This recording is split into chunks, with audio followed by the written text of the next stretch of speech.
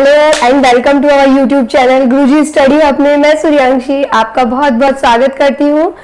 आज हम स्टार्ट करने जा रहे हैं चैप्टर नंबर 2 क्लास 7th का साइंस का न्यूट्रिशन इन प्लांट्स।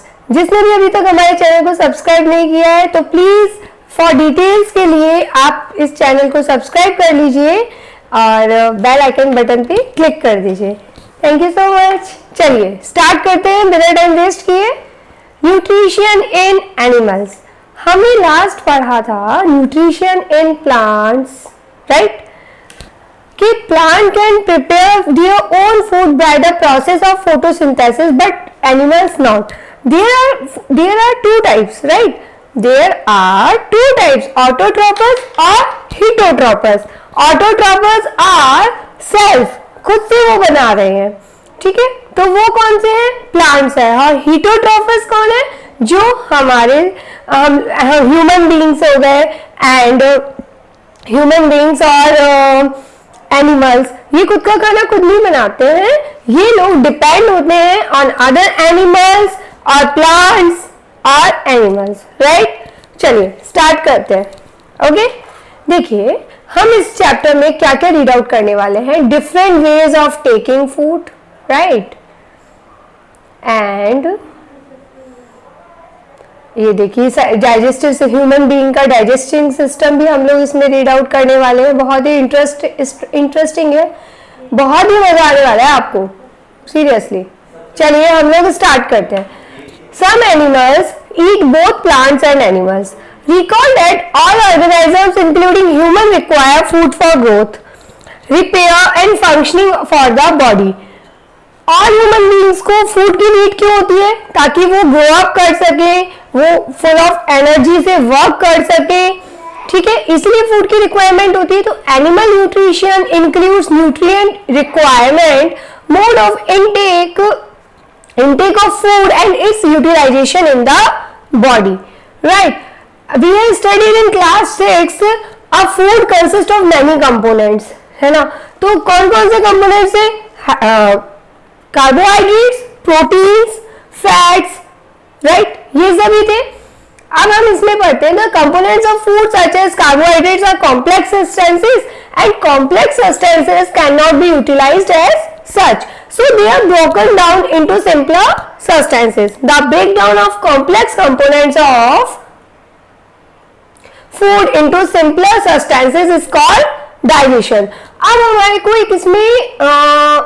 एक इसमें ये बताया गया है, देखो, complex substances is form of simpler substances.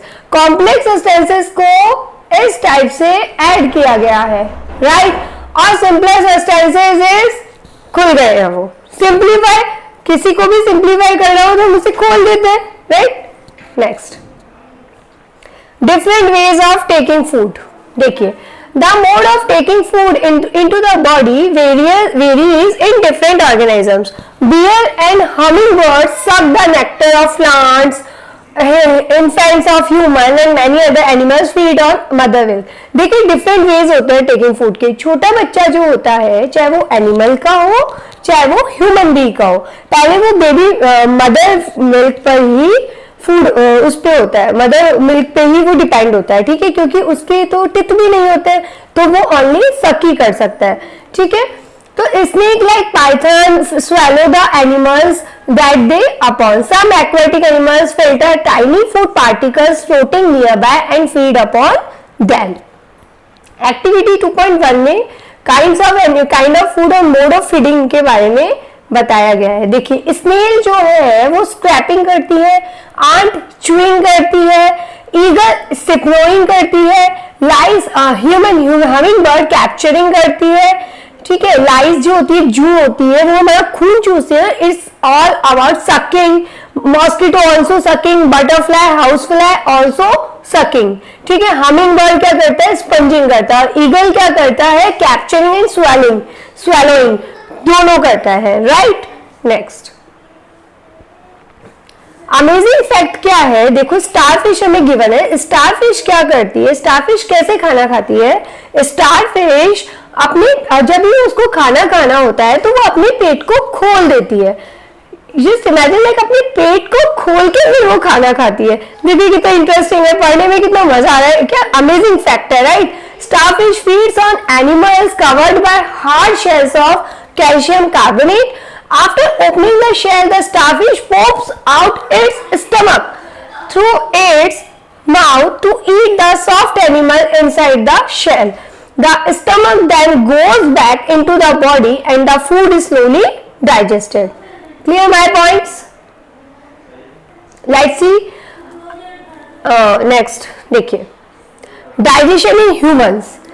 अब ह्यूमंस की डाइजेशन, फर्स्ट हम ह्यूमंस की डाइजेशन के बारे में पढ़ते हैं, मतलब हम हमारे डाइजेशन के बारे में पढ़ते हैं कि हमारे फूड का डाइजेशन कैसे होता है, how it works, how it usually. देखिए, we take in food through the mouth, सबको पता है कि हम माउथ से खाना खाते हैं, डाइजेस्ट एंड यूटिलाइज इट।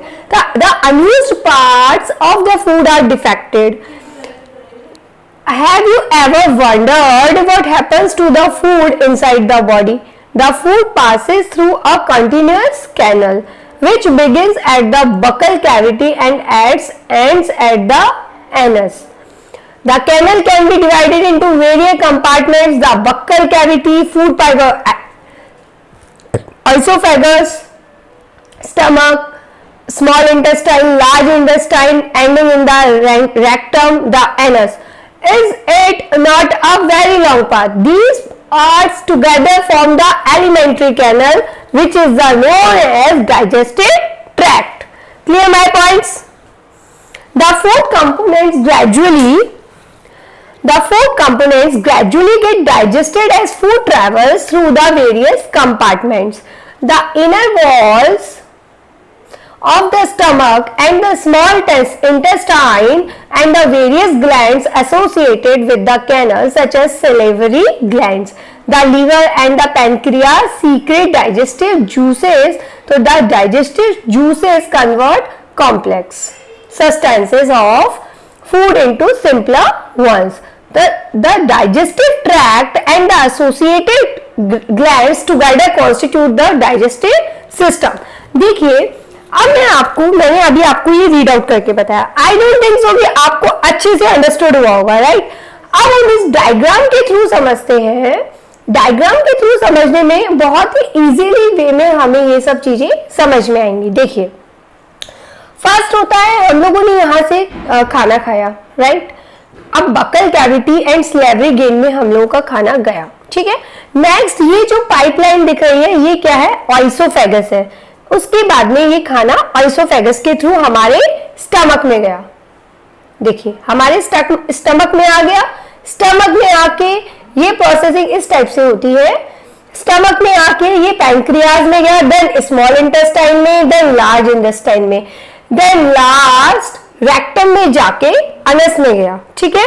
उसके बाद में through the urine, through out the urine and through out the pressure, वो हमारे फूड को बॉडी से हटा देता है, राइट, डाइजेस्ट कर देता है। हम लोग क्या पढ़ रहे हैं, हम लोग डाइजेस्टिव सिस्टम ही तो पढ़ रहे हैं। Clear my point? Now let us know what happens to the food in different parts of the digestive tract. अब हम इसको डिटेल में पढ़ते हैं। देखिए, क्या है, the mouth and the buccal cavity. Food is taken into the body through out the mouth. The process of taking food into the body is called ingestion. Sorry, I'm so sorry. Ingestion. The processing of taking food into the body is called ingestion. We chew the food with the teeth and break it down mechanically into small pieces. हम लोग chew करते हैं teeth से, तो वो अपने आप ही small pieces में हो जाता है।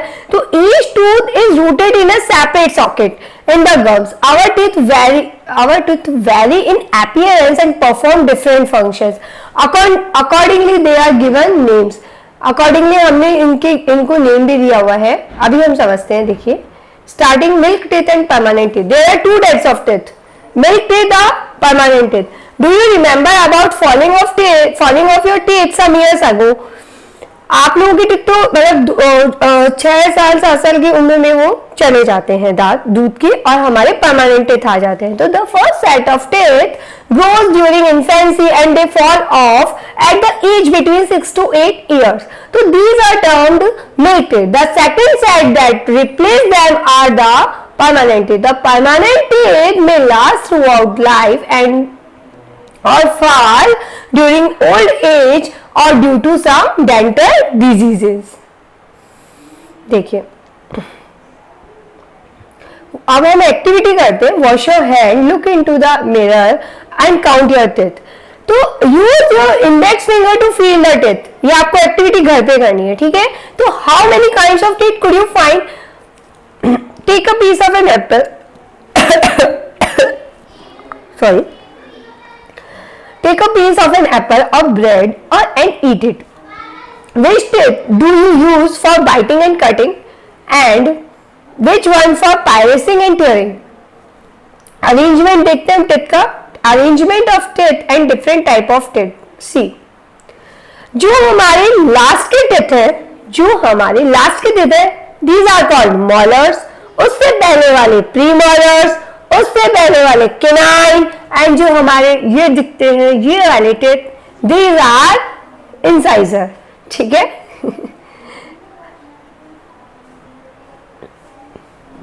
Our mouth has the salivary glands, which is secrete saliva. Do you know action of saliva on food? Let's take some activity. देखिए, हमें activity भी given है। देखिए, effect of saliva और starch. अगर हम लोग इसमें आयोडीन सोल्यूशन ले रहे हैं दोनों इसमें, एंड वाटर ले रहे हैं, एंड बॉइल्ड राइस ले रहे हैं, and boiled and chewed rice ले रहे हैं, तो देखिए बॉइल्ड राइस जो है, हमें सबको पता है कि राइस के अंदर कार्बोहाइड्रेट्स होते हैं। जब हमने टेस्ट किया था स्टार्च का लास्ट क्लास में, तो स्टार्च में क्या हुआ था, टेस्ट ऑफ स्टार्च में जब हमने इसका स्टार्च किया तो टेस्ट ट्यूब में जो कलर था वो ब्लू और ब्लैक हो गया था। इट मींस उसके अंदर क्या है, उसके अंदर स्टार्च मौजूद है, ठीक है, कार्बोहाइड्रेट्स है, ठीक है, स्टार्च है। सो the activity says कि the saliva breaks down the starch into sugars. So that tongue is a fleshy muscular organ attached at the back to the floor of the buccal cavity. It's a free at the front and can be moved in all directions. Do you know the function of the tongue? We use our tongue for taking. Besides, it mixes saliva with the food during chewing and helps in swallowing food. We also taste food with our tongue. टंग से भी हम लोग test करते हैं ना। मान लीजिए मम्मा ने कोई सब्जी बनाई है और हमें खुशबू बहुत अच्छी आ रही है, तो हम टेस्ट करते हैं with our tongue. It is taste of food. We can find out the position of taste buds by the following activity. अब एक्टिविटी पे चलने से पहले स्वीट्स एंड टूथ डिके, इसके बारे में हम नॉर्मल सा रीड आउट कर लेते हैं। Normally bacteria present in our mouth but they are harmful to us. However, if we do not clean our teeth and mouth after eating, many harmful bacteria also begin to live and grow it. उससे क्या होगा, हमारे दांत खराब हो जाएंगे, सड़ जाएंगे. तो these bacteria break down the sugars present from the leftover food and release acids. The acids gradually damage the teeth. So this is called tooth decay. So if it is not treated in time, it causes severe toothache and in extreme cases result in tooth loss. Chocolate, sweets, soft drinks and other sugar products are the major culprits of tooth decay. इसीलिए कहते हैं कि हमें twice a day brush करना चाहिए. Therefore, one should clean the teeth with a brush or a datal or dental floss. A special strong thread which is moved between two teeth to take out the trapped food particles at least twice a day, and rinse the mouth after every meal. Also, one should not put dirty fingers or any washed object in the mouth. Clear? Sometimes हम लोग बहुत जल्दी जल्दी खाना खा लेते हैं, बातें करते रहते हैं, हंसते रहते हैं while eating, तो यू मे कफ. हमें get hiccups or choking sensation. So these happens when food particles enter the windpipe. So the windpipe carries air from the nostrils to the lungs. तो these are harmful. ये बहुत harmful हो सकता है. It is adjacent to the food pipe, but inside the throat, air and food share a common passage. इसीलिए बोलते हैं कि हमें जब भी खाना खाते हैं तो हमें किसी से बात भी नहीं करनी चाहिए और हंसना भी नहीं चाहिए, राइट? हमें जोर जोर से हंसे, हम खाना खा रहे हैं तो वो अटकी गई ना, तो it caught be harmful. During the act of swallowing, a flap-like valve closes the passage of the windpipe and guides the food into the food pipe. If by chance food particles enter the windpipe, we feel choked and get hiccups and cough. Clear my point? And next activity है. Activity से पहले हम लोग चलते हैं food pipe पे, oesophagus पे. Food pipe हमने देखा, ये रहा. फूड पाइप के थ्रू ही तो हमारे स्टमक में जा रहा है खाना. Movement of the food in the oesophagus of the alimentary canal. देखिए, तो the swallowed food passes into the food pipe or esophagus. The food pipe runs along the neck and the chest.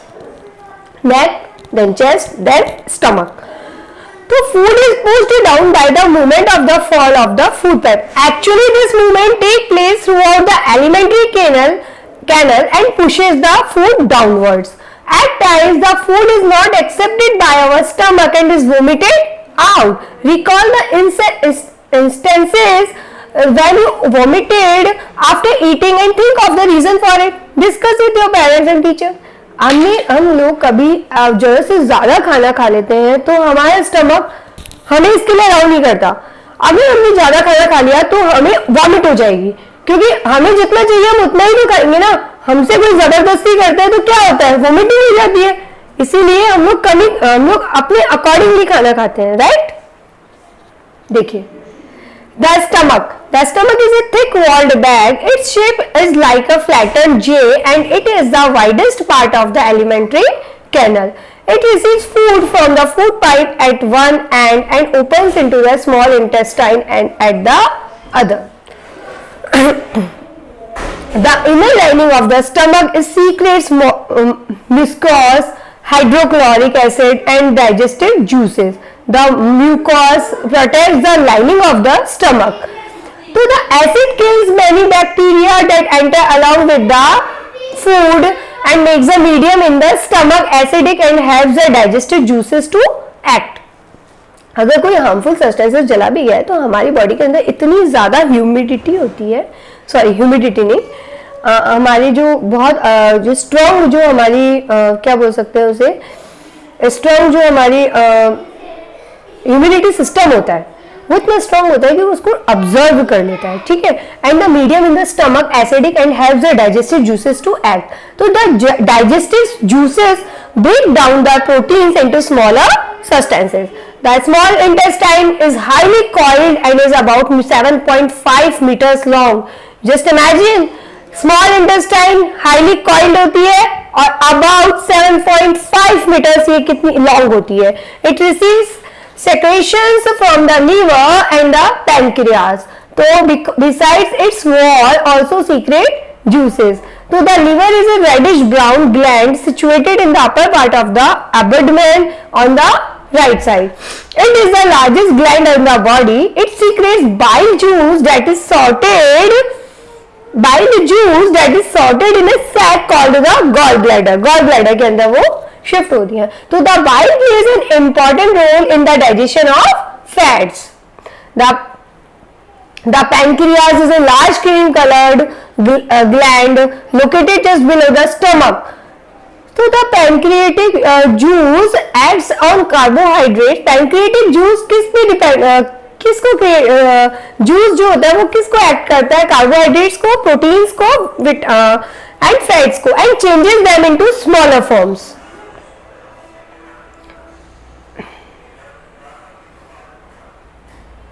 So the partly digested food now reaches the lower part of the small intestine, where the intestinal juice completes the digestion of all components of the food. the carbohydrates get broken into simple sugars such as glucose, fats into fatty acids and glycerol, and proteins into amino acids. Clear my points? Absorption क्या होता है, देखिए हमें सारा detail में बता रहे हैं कि हमारा स्टमक क्या काम कर रहा है, हमारा डाइजेस्टिव सिस्टम क्या कर रहा है, क्या हमारा ऑइसोफेगस क्या कर रहा है, स्मॉल इंटेस्टाइन क्या कर रही है, ये सब चीजें हमें डिटेल में बताई गई है. सो आई डोंट थिंक सो कि आपको कोई कंफ्यूजन होगा. Absorption in the small intestine. So the digestive food can now pass into the blood vessels in the wall of the intestine. So this process is called absorption. So the inner walls of the small intestine have thousands of finger-like outgrowths. So these are called villi. These are called villi, singular vellus. So the villi increase the surface area for absorption of the digested food. Each villus has a network of thin and small blood vessels close to its surface. The surface of the villi absorbs the digestive food materials. That absorbed substances are transported via the blood vessels to different organs of the body. When they are used to build complex substances such as the proteins required by the body, this is called assimilation. Clear my points? In the cells, glucose break down with the help of oxygen into carbon dioxide and water, and energy is released. Glucose भी हमारे body के अंदर important होता है, वो भी बहुत important role play करता है. वो हमारे लिए हेल्प करता है ऑक्सीजन को, कार्बन डाइऑक्साइड, वाटर, एनर्जी को रिलीज करने के लिए. इसीलिए तो बोलते हैं कि जब अभी हमारी बॉडी में पानी वगैरह की कमी हो जाती है तो डॉक्टर ग्लूकोज चढ़ाते हैं. ठीक है. The food that remains undigested and unabsorbed enters into the large intestine. अब हम पढ़ते हैं लार्ज इंटेस्टाइन के बारे में. देखिए क्या है large intestine. The large intestine is wider and shorter than small intestine. Large नाम तो बड़ा है लेकिन स्मॉल इंटेस्टाइन से भी ये क्या है, छोटी है. तो it is about 1.5 metre length और small intestine 7.5 metre long and large intestine is 1.5 metre its length. So its function is to absorb water and some salts from the undigested food material, and the remaining waste passes into the rectum and remains there as small semi-solid phases. The fecal matter is removed through the anus from time to time. This is called ingestion. Digestion in grass-eating animals. अब grass eating animals, have you observe cows, buffaloes and other grass eating जो animals होते हैं chewing करते हैं continuously even when they are not eating. Actually they quickly swallow the grass. पहले तो क्या करते हैं, एक साथ खाना खा लेते हैं, फिर वो लोग, उनका मुंह चलता ही रहता है. ठीक है, वो लोग चलाते ही रहते हैं, वो खाना खा भी नहीं होते लेकिन वो चू करते रहते हैं. Actually they quickly swallow the grass and stored in it a part of the stomach called rumen. Here the food gets help in digestion of cellulose. So many animals including humans cannot digest cellulose, but cows, buffaloes are digested cellulose. So animals like horses, rabbit, etc. have a large sac-like structure called caseum between the oesophagus and the small intestine. The cellulose of the food is digested here by the action of certain bacteria which are not present in humans. So far you have learned about animals which हम लोग पढ़ रहे थे digestion in grass eating foods में. Here the foods get partially digested and is called curd. Sorry, मैंने उस time पे आपको लास्ट गलत बताया. But the later the curd returns to the mouth in small lumps and the animal chews in it. So this process is called rumination and these animals are ruminants. So the grass is rich in cellulose, a type of carbohydrate. And ruminant like cattle, deer, bacteria present in rumen helps in digestion of cellulose. Many animals including humans can't digest cellulose. ठीक है, clear my points. Feeding and digestion in amobia. Last point है हमारा. Amobia is a microscopic single celled organisms found in pond water. Amphibia has a cell membranes, a rounded dense cell nucleus and many small bubble-like vacuoles in its cytoplasm. So amphibia constantly changes its shape and position. It pushes out one or more finger-like projection called pseudopodia or false feet for the movement of capture of food. देखिए capture of food, देखिए इस type से capture कर रहे हैं हमारे food को, हमारे पास में दिया हुआ है, गिवन है, देखिए right. Next is amphibia feeds on some microscopic organism. When it sends food, it pushes out pseudopodia around the food particles and engulfs it. So the food becomes trapped in a food vacuole. So digestive juices are secreted into the food vacuole.